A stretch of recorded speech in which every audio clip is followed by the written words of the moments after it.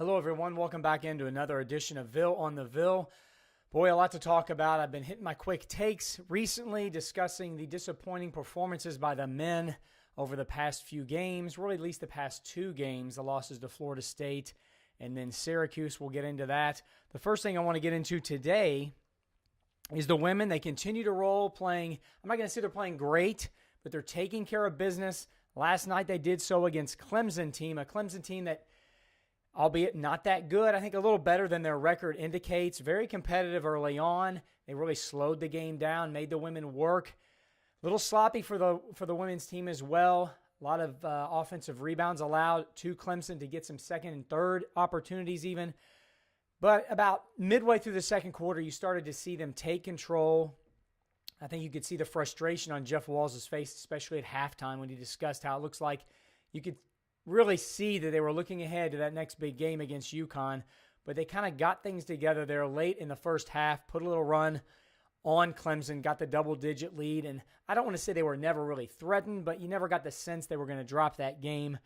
Probably a good thing for them heading up to Connecticut to take on the Huskies, kind of put them back on their feet, give them a kind of a humble, check of humility, if you will, get them focused on a game that's going to be, you don't want to say it's the biggest game of the year because it's a non-conference game. I think more than anything, this is a test. This is a gauge to see where do you really stand as you head towards the final stretch in conference. And then, of course, into the postseason where a showdown with that UConn team may very well happen again.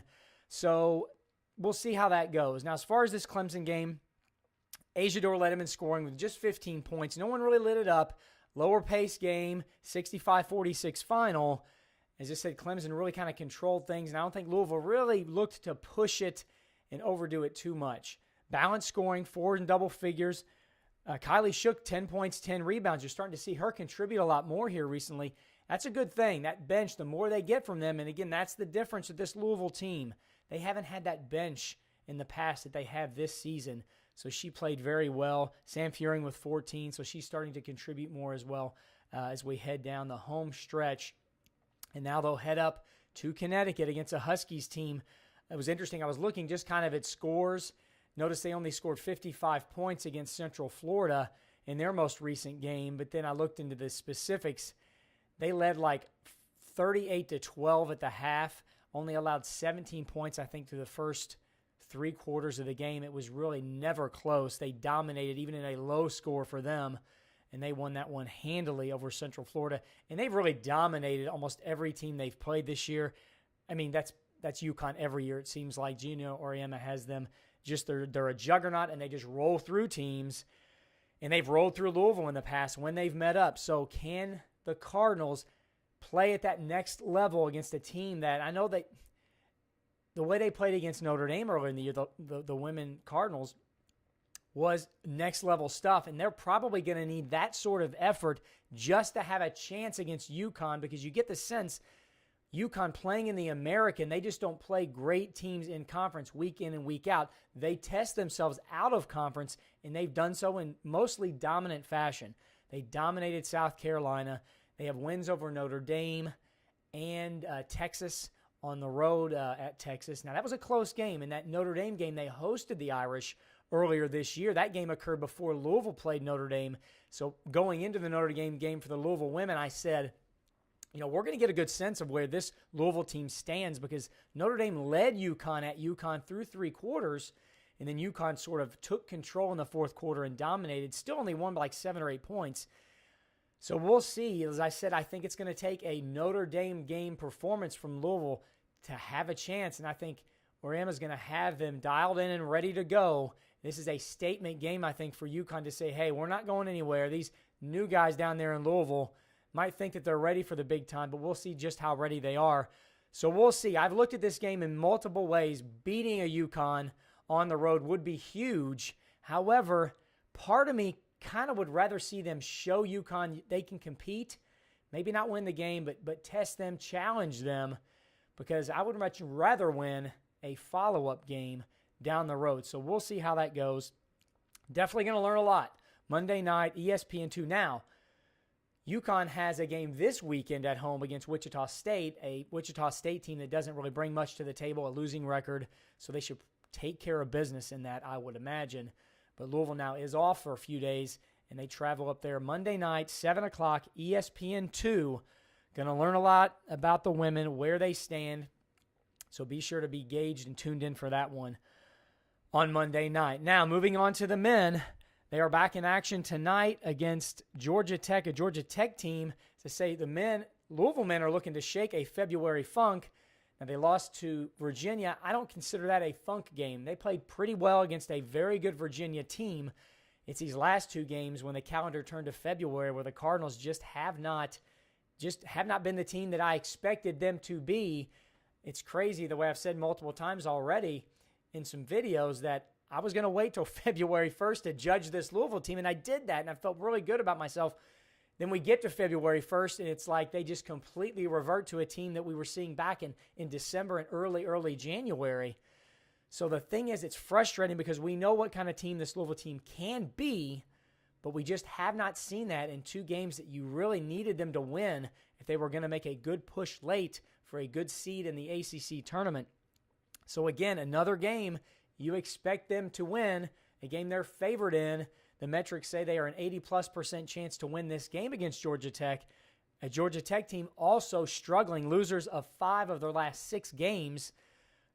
They're only winning that stretch, though, over Syracuse, a team Louisville could not beat the other day. So we'll see how things go. As far as Georgia Tech is concerned, Ben Lammers is the name that really hurt Louisville last year. He's a double-double machine. Also a good shot blocker, upwards of almost 3 blocks a game on the season, so he can present problems defensively as well.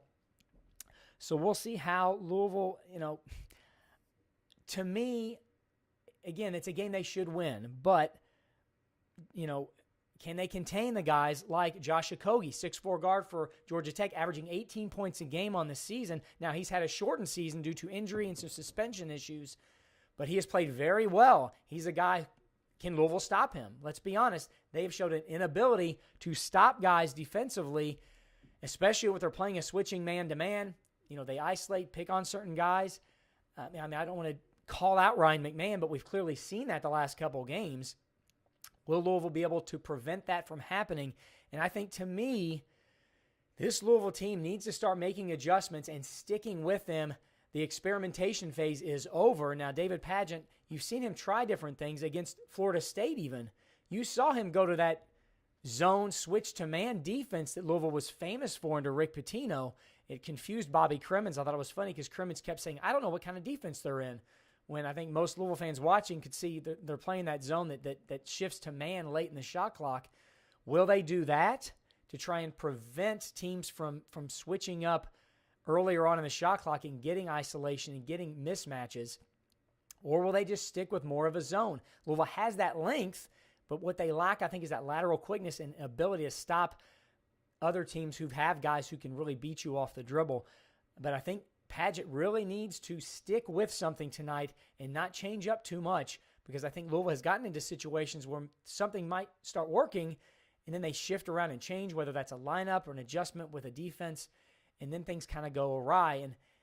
And then I think that's really what this team has shown over the past 2 games. You've seen the flashes of good play, but it just isn't consistent, and maybe that has to do with trying to change too much as the game goes on. So that's what I want to look for tonight when Louisville plays Georgia Tech.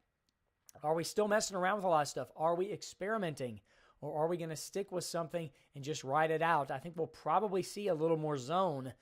And let's see, maybe will he go with that zone that shifts to a man late, that doesn't give the offenses time to create a mismatch if you're playing a switch, or just try to isolate a guy who might be on a defender that might be outmatched by a Georgia Tech offensive player. So we'll see how that goes. But I don't want to get into must-wins. It's tough to say that, but you just lost 2 games you weren't expected to lose. If you were to lose another game, Louisville hasn't lost 3 straight in a long time, folks. We're talking Denny Crum era since they've lost 3 home games in a row.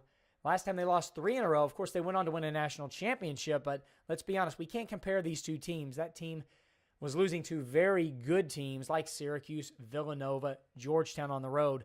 Much different situation here. The only technically good team they've lost to in this stretch was at Virginia, and that was a decent performance by Louisville. These last 2 games, a bad trend we've seen from this Louisville team. So we need to start seeing consistency. And let's see if we can see that tonight against a Georgia Tech team that one of the few left that Louisville's considered a favorite. If you look at that schedule, you've got Georgia Tech tonight, then they go to Pitt, so they're considered a considerable favorite in these next two games.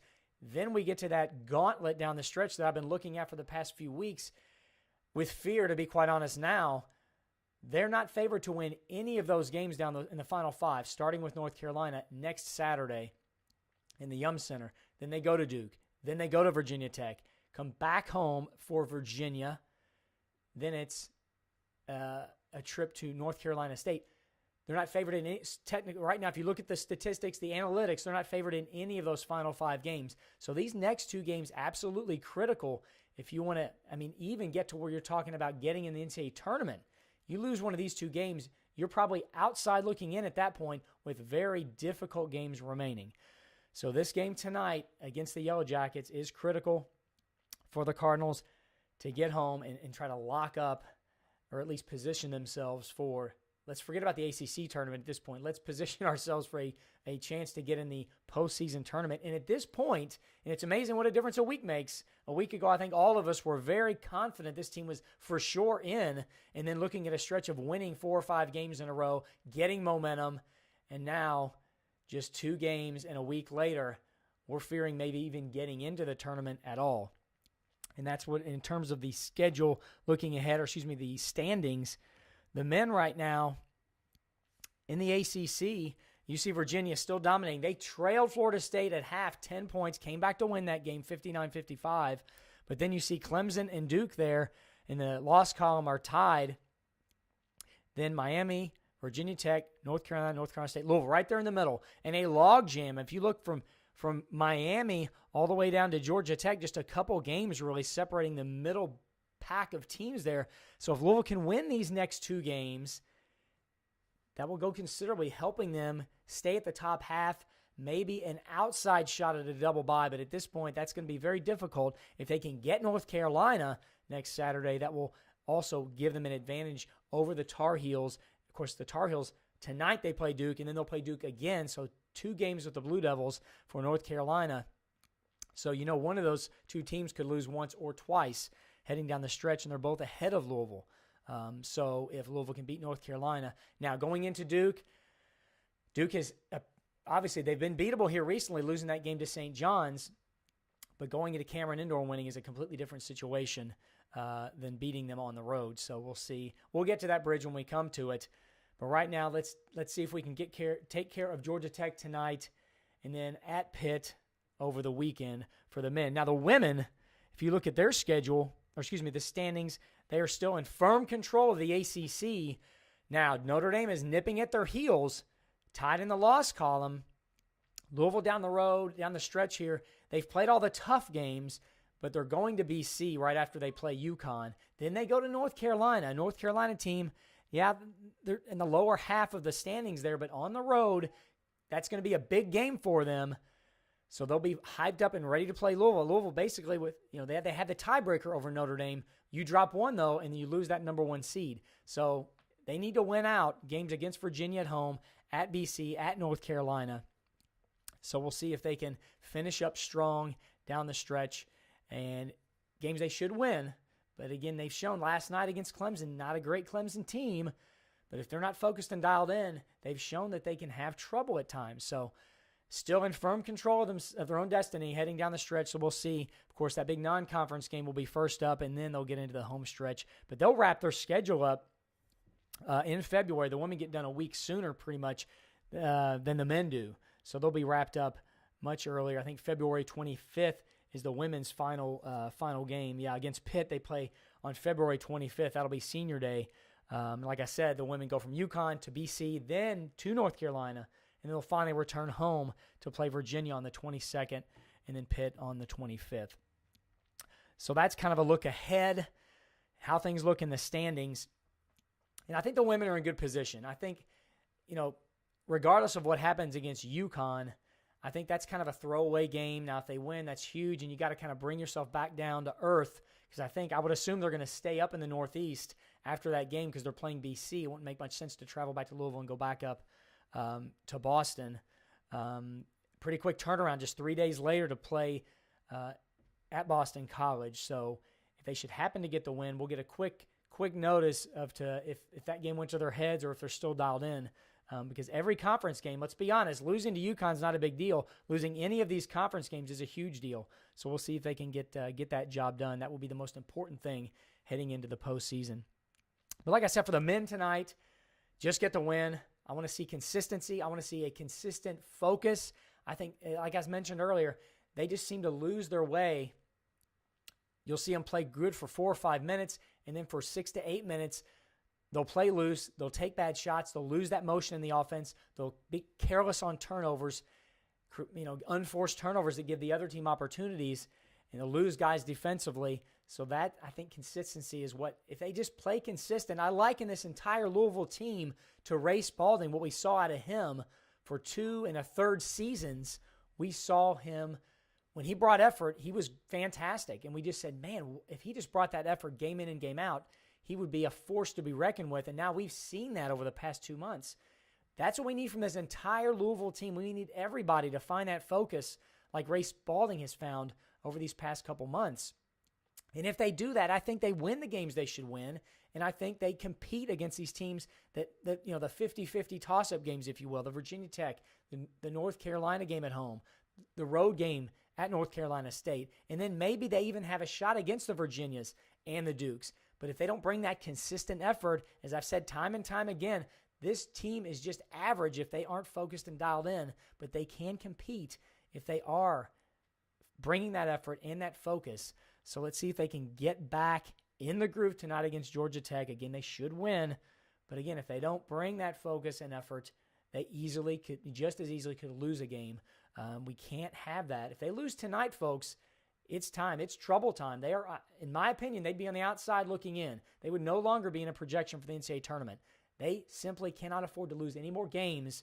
They're expected to win if they want to make that NCAA field without a miracle run down the stretch against a very difficult schedule. Moving on now to football, National Signing Day wrapped up. It was yesterday, and due to the early signing period, there wasn't much luster left in this, what used to be a huge, almost holiday for a lot of fans who followed recruiting very closely. But they did wrap things up, and I guess the big thing that can happen now on National Signing Day is at least the teams and programs can have events where they really introduce the fans to the entire class, and that's what Louisville did yesterday at Papa John's Cardinal Stadium. They had a fan party, talked about the recruits, the class, what they liked about it. Of course, no program is ever going to say this class is terrible, but most ranking services, the recruiting services, look at this Louisville class favorably when you consider the other classes in the past. Most consider this a top 30. I think ESPN had them as high as 25, which would be a best ever for Louisville.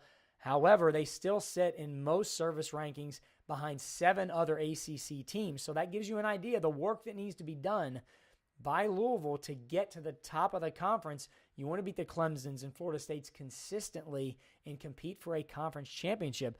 Clemson, Florida State, Miami, Virginia Tech, North Carolina State all finished ahead of Louisville in most of the rankings. Now, again, I've said time and time again, I'm not a guy who gets into these recruiting, rankings and the players and how good are they and how many stars do they have. I really put more focus on looking back at a class.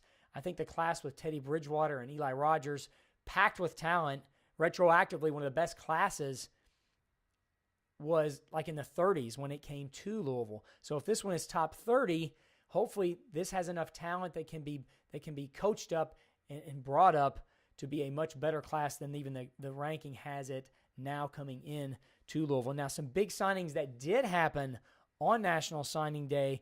Louisville got one from the top, considered to be by many a top JUCO safety, Marlon Character. The one I really like to see was Jarris Brents, a local guy, defensive back, speedster, who signed with Louisville late. Always like to get that local talent, especially in the city of Louisville. So it was really neat seeing him sign with the Cardinals, because I think it's so important having a stronghold in Jefferson County, in the city of Louisville, anytime you have top talent. Now, the top talent went to Purdue, and that's fine, but to have other guys to still sign with Louisville is great. Javian Hawkins, a running back an absolute rocket, timed at like a 4.340. And that's kind of Louisville called this a speed city, I think is what they nicknamed this class. A ton of guys with a like sub 4.4, 4.540. And that's what Bobby Petrino, I think, likes to look at. Give me guys who have speed and athleticism, and we can put them in the place to be successful. That's kind of how I looked at when I used to play video games. Those old college, when they had the college football and you recruited guys, I went straight for speed. That's all I care about. Give me a guy with speed and I'll throw the ball to him and he'll run 90 yards for a touchdown. That's very simplified and it's not a video game, but I think that's kind of what Bobby Petrino has started to do. If you want to compete at the top, you got to have speed first, and then from that, take that speed and that skill that you can't teach and then coach it up. So I think all in all, a good class, and we'll see how it develops. You just never know until you look back. But all in all, I think considered to be a very good class for the Cardinals for this season. So that's just a touch. Again, I'm not a guy who gets really wrapped up in recruiting. There's so many people out there who study it, who know it, and you know who they are. You've probably already heard all this stuff I've talked about already today.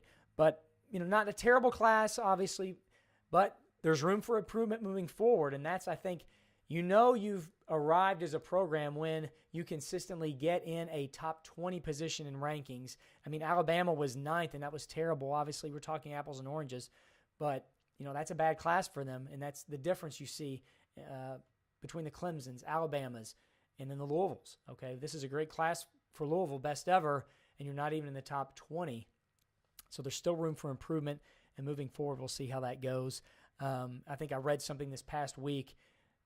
Lamar Jackson coming in, of course, he wasn't this huge heralded star, definitely considered a great athlete with a lot of talent, but retroactively, I think he was considered the top recruit in his class. So again, you have to take everything with a grain of salt, despite the fact Louisville had the most 4-stars. I think they had 10 or 11 4-stars. They never had that many, but we'll see. Will those 4-stars really be that good?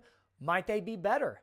Okay, or maybe you've got 4 or 5 Lamar Jacksons in here, and that means this class is outstanding. So it all comes down ultimately to coaching, where this class will end up down the road. I'm going to wrap things up right there for now. Get out to the Yum Center tonight. That men's team needs support. I think we've seen some waning support recently. Everything that's going on, it's tough. As Louisville fans, anytime any kind of news breaks, we expect the worst. Of course, we're still waiting on the appeal news. Haven't heard a thing from that. I don't know what the holdup is. Now, a lot of people have said, well, the deadline was January, 19th. There was never a deadline set. There was an estimation that mid-January might be when it was released, but we never got a firm date. The appeal release never has a firm schedule like a lot of those earlier processes occurred in the original investigation and then the initial stages of the appeal. So we're still waiting to hear from that. Now, was there a delay because of all the things you heard out of Michigan State, the hypocrisy that I touched on, the NCAA telling Louisville that you're repugnant, but at the same time, even before they said that to Louisville, they had failed to act on information they had gotten out of East Lansing, Michigan. Did that maybe hold them up in releasing this information? Might it have been the Dan Dockage news that was released a few weeks ago where he said, oh, here it is. It's about to come out. It's imminent. I got this information from somebody that was in the room. Okay, again, hypocrisy on display there. An NCAA that tells you that you need to be able to know where coaches at all times, where your staff is, what they're doing, and then they can't even keep information from leaking out on an appeal that should be going to the school before it goes to anybody else. So the hypocrisy that's just oozing out of the NCAA right now is at epic levels, and we know it's typically always been at high levels. So as Louisville fans, we need to hold in there, and I think the best way to do this is just forget about all that other periphery stuff, and let's get out there and support this team tonight at the Yum Center. They need the win, and I think the best way they can get that win is to see that they're still supported because the crowds have been thinning out, especially for the men's games at home recently. They need that support. So if you can get out there, the tickets are available very cheap at this point. So it's an easy way to get out to support the team. They deserve it, and that might help them get over the top and get back on the right track as we head into the most important time of year. As you want to build momentum, they're going the wrong way, so the fan support can help them tremendously. I'll wrap that up for now. Folks, thank you very much for tuning in. Until next time, this has been Ville on the Ville. As always, go Cards.